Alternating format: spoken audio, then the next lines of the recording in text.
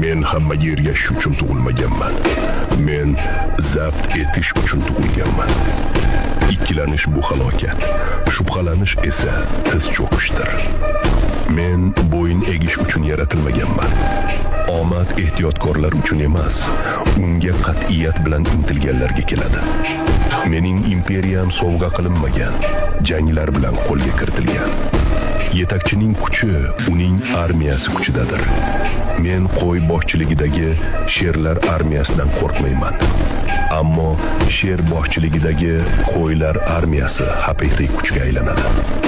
Bunday kuch butun dunyoni larzaga soladi. Zaiflar tarix soyasida yashaydi. Kuchlilar o'z nomlarini muhrlaydilar.